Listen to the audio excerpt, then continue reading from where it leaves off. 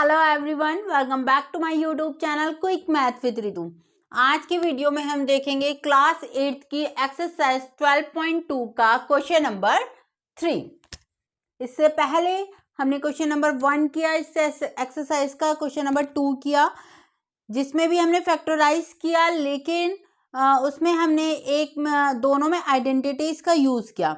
अब इसमें देखो मिक्सअप क्वेश्चंस आएंगे, ठीक है। हम फैक्टराइज मैंने बता रखा है आपको इंट्रोडक्शन वीडियो में कौन कौन से मेथड से कर सकते हैं। कॉमन फैक्टर मेथड से, कॉमन लेकर मतलब, और एक ग्रुप बनाकर, ठीक है, 2 का ग्रुप बनाकर हम कॉमन ले सकते हैं। तीसरा हम किससे कर सकते हैं, आइडेंटिटीज का यूज करके। चौथा हम कर सकते हैं मिडल स्प्लिट टर्म का यूज करके। ओके, तो देखिए क्वेश्चन नंबर 3 है फैक्टराइज द एक्सप्रेशंस। हमें इसमें एक्सप्रेशंस दे रखे हैं, हमें फैक्टराइज करना है। तो फर्स्ट पार्ट देखिए, ए एक्स का स्क्वायर प्लस बी एक्स। तो देखो a x square plus b x, इसमें देखो पहले कुछ कॉमन है, हाँ कॉमन है, यहाँ भी एक्स है, यहाँ भी एक्स है, बट यहाँ एक्स का स्क्वायर है, यहाँ एक्स है, यानी कि एक एक्स तो बाहर निकल गया। तो अंदर क्या रह गया, एक एक्स इसमें से बाहर निकल गया, तो अंदर एक ही एक्स रह गया प्लस बी, ठीक है। ये वाला एक्स यहाँ निकल गया है, तो यहाँ क्या रह गया, बी। ये हो गया हमारा फैक्टराइज। आगे इस एक्सप्रेशन को फैक्टराइज कर दिया, ये आ गया आंसर। ओके, सेम ऐसे ही देखिए 7p का स्क्वायर प्लस 21q का स्क्वायर। अब देखिए यहाँ है 7p का स्क्वायर, यहाँ है प्लस 21q का स्क्वायर। तो देखो 21 में 7 मल्टीप्लाई 3 होगा ना। देखो इसके फैक्टर तो हुए 7 मल्टीप्लाई p प्लस 21 के फैक्टर क्या हुए 3 मल्टीप्लाई 7 q मल्टीप्लाई q, ये हुए। तो देखो इधर इस वाले टर्म में भी इसके फैक्टर में भी 7 है, इसके फैक्टर में भी 7 है, और कुछ भी कॉमन नहीं है ना, सिर्फ 7 है। तो 7 को बाहर निकाल लेते हैं, तो यहाँ क्या बचा, p और p, यानी कि p मल्टीप्लाई p का स्क्वायर प्लस ये 3 बचा, तो 3 और ये q का स्क्वायर, यही बचा। तो यही है आंसर।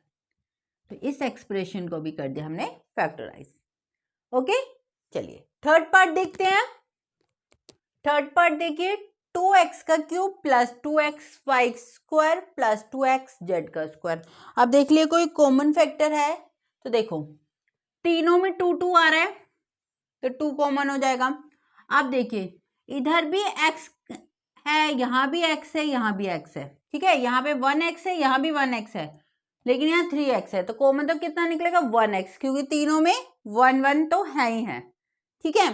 तो यानी कि 2 कॉमन आ गया और एक x कॉमन आ गया, ठीक है। तो अंदर कितना लेफ्ट रह गया, यहाँ पे कितना रह गया, 2 बाहर आ गया है और एक x बाहर आ गया, तो क्या रह गया x का स्क्वायर प्लस ये 2x बाहर आ गया, तो यहाँ क्या रह गया y का स्क्वायर प्लस ये 2x बाहर आ गया, तो यहाँ क्या रह गया z का स्क्वायर। बस इसके आगे कुछ भी नहीं होगा, फैक्टराइज हो गया, ये आ गया आंसर। ओके, चलिए फोर्थ पार्ट देखते हैं अब इसका। फोर्थ पार्ट देखिए, A M square plus B M square plus B N का स्क्वायर प्लस ए एन का स्क्वायर। कॉमन देखिए कुछ निकल सकता है, तो देखिए इसमें कुछ भी कॉमन नहीं निकल सकता, क्योंकि अगर ए इसमें है तो इसमें नहीं है, एम इन दोनों में है बाकियों में नहीं है, मतलब कुछ भी कॉमन ऐसा नहीं है जो चारों में हो। तो इसमें हम क्या कर सकते हैं, ग्रुप बना सकते हैं। मैंने इन दोनों का ग्रुप बना दिया और इन दोनों का ग्रुप बना दिया, तो देखो इसमें भी एम स्क्वायर है, इसमें भी एम स्क्वायर है, तो इसमें से एम स्क्वायर हमारा कॉमन आ गया। अंदर क्या रह गया, ए प्लस बी, ठीक है। अब इन दोनों का ग्रुप बनाया था, देखो इनमें क्या कॉमन है, इसमें भी एन स्क्वायर है, इसमें भी एन स्क्वायर है, तो एन स्क्वायर कॉमन निकाल दिया। अंदर क्या रह गया, बी प्लस ए। अब देखो यहाँ पे भी a प्लस बी है और यहाँ पे भी ये a प्लस बी है ना, भले इसे b प्लस ए बोलो या a प्लस बी बोलो, एक ही बात है ना। तो यहाँ से a प्लस बी हमारा कॉमन चला जाएगा, दोनों टर्म, एक टर्म ये हो गई, ये एक टर्म ये हो गई। भले इसे a प्लस बी बोल दो या a प्लस बी प्लस ए बोल दो, एक ही बात है। एक बात कब नहीं होती, अगर माइनस का साइन होता, माइनस का साइन होता बीच में, तब एक बात नहीं होती। जब प्लस का है तो फिर भले a प्लस बी या b प्लस ए, हमारी एक ही बात है ना। जैसे मतलब 2 प्लस 3 या 3 प्लस 2 दोनों इक्वल ही हैं। सेम ऐसे a प्लस बी और b प्लस ए इक्वल ही है, ठीक है। तो a प्लस बी, ये एक टर्म हो गई, ये एक टर्म हो गई, a प्लस बी कॉमन ले लिया। अब यहाँ पे इसमें क्या रह गया, यहाँ से a प्लस बी कॉमन ले लिया तो m स्क्वायर, यहाँ पे भी कॉमन ले लिया तो क्या रह गया, m स्क्वायर। हो गई ये वाली एक्सप्रेशन फैक्टराइज, आंसर। ओके, चलिए नेक्स्ट पार्ट देखिए, फिफ्थ पार्ट देखिए। ब्रैकेट में lm प्लस l, फिर ब्रैकेट 1 प्लस m प्लस 1। तो इस ब्रैकेट को खोल के लिख लेते हैं lm plus l plus m plus 1, ठीक है। अब देखिए कुछ भी ऐसा नहीं है जो चारों में कॉमन हो, तो ग्रुप बना देते हैं, ठीक है। ये बन गया एक ग्रुप, ये बन गया एक ग्रुप। तो यहां से देखो l कॉमन चला गया, फिर अंदर क्या रह गया, m, यहां वाले में m प्लस l, यहां से कॉमन चला गया, क्या रह गया, 1। अब देखो यहाँ कुछ कॉमन है, नहीं है, तो हम कॉमन क्या निकाल लेंगे, समझो दोनों में 1 तो है ही, 1 कॉमन निकाल लिया मैंने। फिर यहाँ क्या रह गया, m प्लस 1। अब देखो इस वाली टर्म में भी m प्लस 1 आ गया, इधर भी m प्लस 1 आ गया, तो m प्लस 1 तो चला गया कॉमन, ठीक है। तो अंदर क्या रह गया, यहाँ से m प्लस 1 चला गया तो क्या रह गया, l, यहाँ प्लस m प्लस 1 चला गया, क्या रह गया, 1। आ गया आंसर, m प्लस 1 और l प्लस 1, फैक्टराइज कर दिया हमने इस एक्सप्रेशन को। ओके, चलिए सिक्स्थ पार्ट देखिए। अब सिक्स्थ पार्ट देखिए, y ब्रैकेट में है, फिर y प्लस जेड, ठीक है, फिर प्लस 9, फिर से ब्रैकेट में है y प्लस जेड। अब देखो ये एक टर्म है, ये एक टर्म है, तो कॉमन ले लेते हैं, इसमें भी y प्लस जेड है, इसमें भी y प्लस जेड है, तो y प्लस जेड यहाँ पे मैंने कॉमन ले लिया बाहर। तो अंदर क्या रह गया, यहाँ इस वाली टर्म में रह गया y, फिर ये प्लस का साइन, और इस वाली टर्म में क्या रह गया, 9। हो गया फैक्टराइज, है ना इजी, बस हो गया। चलिए सेवंथ पार्ट देखते हैं। अब सेवंथ पार्ट देखिए, अब 5y square minus 20y minus 8z plus 2yz। अब देखिए इसमें हम कुछ भी ऐसा कॉमन नहीं है जो चारों में से निकाल सकें, वही तो इसका ग्रुप बना देते हैं और इसका ग्रुप बना देते हैं, ठीक है। तो अब देखिए इस ग्रुप में क्या कॉमन निकल रहा है, यहाँ पे 5 है, यहाँ y का स्क्वायर है, यहाँ 20 है, 20 के फैक्टर कौन से होंगे, 5 मल्टीप्लाई 4 होगा, यानी कि यहाँ भी 5 है, यहाँ भी 5 है, ठीक है। तो यानी कि एक 5 मैंने कॉमन ले लिया, यहाँ भी 5 है, यहाँ भी 5 है, तो मैंने 5 तो कॉमन ले लिया। यहाँ y का स्क्वायर है, यहाँ y है, यानी कि एक y तो दोनों में है, तो वो कॉमन ले लिया मैंने। अंदर क्या रह गया, यहाँ से एक 5 ले लिया, y ले लिया, तो अंदर रह गया यहाँ पे y। अब माइनस का साइन, 20 के फैक्टर थे 5 माइनस 4, 5 मैंने कॉमन ले लिया, अंदर क्या रह गया 4, और एक y था वो मैंने कॉमन ले लिया। अब बताओ यहाँ पे देखते हैं, यहाँ पे है माइनस, क्या है, माइनस। तो देखो मुझे देखो जब ग्रुप बनाते हैं तो जब यहाँ जो ब्रैकेट में बचना चाहिए वो और ये सेम होना चाहिए ना, इधर वाली ब्रैकेट और इधर वाली ब्रैकेट सेम होनी चाहिए। तो मुझे यहाँ पे भी क्या बनाना है, y माइनस 4 बनाना है, y माइनस 4 बनाना है। तो इसमें से देखो मैंने z कॉमन ले लिया, प्लस z कॉमन ले लिया, ठीक है। क्या ले लिया मैंने, प्लस z कॉमन, मैंने माइनस z नहीं लिया, ठीक है, मैंने प्लस z। और देखो यहाँ पे देखो 8 है, 8 यानी कि इसके फैक्टर क्या हो गए, इसमें देखो इसे मैं 2 मल्टीप्लाई 2 8 के फैक्टर ये हो गए, और इसमें भी है हमारे पास एक 2, यानी कि एक 2 हमारा कॉमन जा सकता है, तो मैंने ले लिया 2z। ठीक है, अब देखो मैंने ले लिए 2z। अब देखो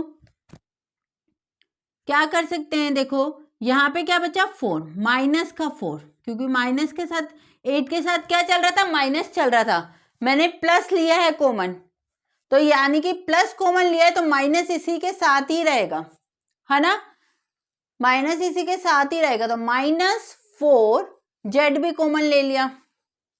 ठीक है, प्लस 2 कॉमन ले लिया है y, यहाँ पे क्या बच गया y, जेड भी कॉमन ले लिया, तो ये ठीक है। अब देखो यहाँ है y -4 और यहाँ है -4 +5, सेम बात है कि नहीं है ना, क्योंकि देखो यहाँ y पॉजिटिव का है, यहाँ भी y पॉजिटिव का है, यहाँ 4 नेगेटिव का है तो यहाँ भी 4 नेगेटिव का है।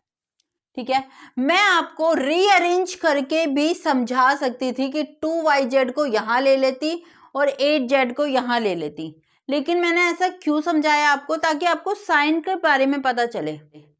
ठीक है, नहीं तो मैं अगर आपको चाहती तो ऐसे ही पहले ही रीअरेंज कर देती कि पहले हम रीअरेंज कर लेंगे, 2yz को यहाँ ले लेंगे और -8z को वहाँ ले लेंगे, तब हमारा y -4 ही आता, दिखने में सेम लगता, लेकिन ये भी सेम है हमारा, y -4 लिख लो या -4 हमारा जो भी वैल्यू जाती है साइन के साथ जाती है, तो यहाँ y भी पॉजिटिव का है, यहाँ भी पॉजिटिव का, यहाँ नेगेटिव का 4 है, यहाँ नेगेटिव का है, तो यानी कि इसे मैं ऐसे लिख सकती हूँ y -4 + 2z, यहाँ इसे y, ये इसे इस वाले को आगे लिख सकती हूँ और इसे पीछे लिख सकती हूँ।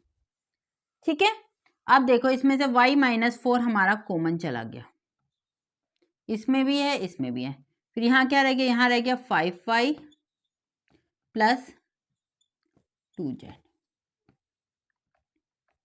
ठीक है, ये 2 है और ये z है, सेम मत समझना, ऐसा वाला z बना देती हूँ यहाँ पे मैं। ठीक है, तो ये रहा, इस वाले एक्सप्रेशन को इस तरह से फैक्टराइज करेंगे। ठीक है, चलिए नेक्स्ट पार्ट देखते हैं, इसका एट्थ पार्ट देखिए, 10ab + 4a + 5b + 2, कुछ भी ऐसा कॉमन नहीं है जो चारों में हो। ठीक है, तो ग्रुप बना देते हैं, ये दोनों का ग्रुप, इन दोनों का ग्रुप, तो देखिए इसमें से क्या कॉमन निकलेगा, 10ab, 10 के क्या फैक्टर होंगे, 2 × 5, है ना, 4 के क्या होंगे, 2 × 2, यानी कि 2 2 दोनों में है, एक 2 कॉमन निकल गया, इसमें भी ए है इसमें भी ए है, एक ए कॉमन निकल गया, तो यहाँ क्या रह गया, इस वाले में 2 कॉमन निकला था, इस 10 के फैक्टर में से 5 रह गया और बी रह गया, प्लस 4 में से 2 × 2, दो 2 थे, एक 2 बाहर निकल गया था तो एक 2 रह गया और ए तो बाहर निकल गया। ओके, फिर अब देखो इसमें कुछ कॉमन है, कुछ भी नहीं है, तो क्या लिख देंगे, +1। ठीक है, 1 कॉमन ले लिया हमने, 5b + 2 अंदर। ठीक है, अब ये एक टर्म बन गई, ये एक टर्म बन गई, तो 5 दोनों में 5b + 2 है, कॉमन ले लिया, 5b + 2, तो यहाँ कितना लेफ्ट रह गया इस वाली में, 2a, फिर प्लस, फिर 1, आंसर। ओके, ये था 8 पार्ट। 9 पार्ट देख लेते हैं अब। 9 पार्ट देखिए, 6xy - 4y + 6 - 9x।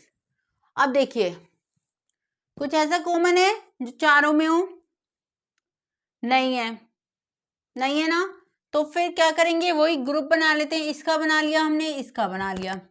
अब देखो इसके फैक्टर क्या हैं, 6 के 2 × 3 और x y, माइनस 4 के क्या है, 2 × 2y।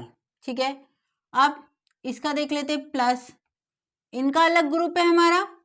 ठीक है, और इसके क्या है, 2 × 3 -9 के क्या हुआ, 3 × 3 × x, इसका अलग ग्रुप है हमारा। अब देखो इसमें कॉमन देखो, यहाँ पे भी एक 2 है, यहाँ भी एक 2 है, यहाँ भी एक y है, यहाँ भी एक y है, तो यानी कि 2y कॉमन आ गया, कितना रह गया, 3x रह गया यहाँ पे, माइनस, और यहाँ पे क्या रह गया, 2 रह गया। ठीक है, अब ये प्लस का है।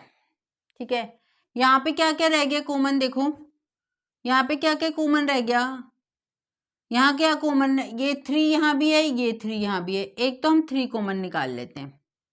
ठीक है, अंदर क्या रह जाएगा फिर, अभी मेरे यहाँ साइन में कंफ्यूजन है, क्यों, क्योंकि मुझे बनाना है 3x बनाना है पॉजिटिव, और -2 ब्रैकेट में क्या लाना है, 3x पॉजिटिव का और माइनस का 2 लाना है।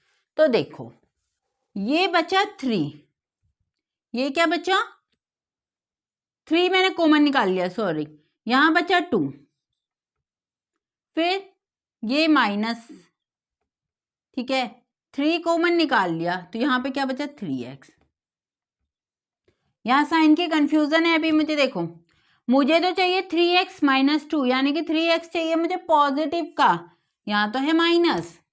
अगर मैं बाहर माइनस कॉमन ले लेती हूँ, यहाँ लगा था प्लस, सीधे करती तो मैं प्लस कॉमन ले लेती और फिर, लेकिन मेरे को हो जाती कंफ्यूजन, तो यानी कि मुझे लेनी थी माइनस कॉमन लेना पड़ेगा यहाँ पे, माइनस, अगर मैं यहाँ माइनस कॉमन लेती हूँ, ठीक है, -3 कॉमन आ गया। अब -3 कॉमन आ गया तो इसका जो ये फैक्टर है ना, ये 6 है, ये पूरा का पूरा ये है। ठीक है, ध्यान से समझना इस बात को। ठीक है, क्योंकि बच्चा फैक्टराइज करना तो सीख जाता है, साइन की प्रॉब्लम हो जाती है, साइन में पूरा क्वेश्चन गलत हो जाता है। तो ये पूरा देखो, ये +6 है। ठीक है, +6 है तो मैंने 3 कॉमन ले लिया।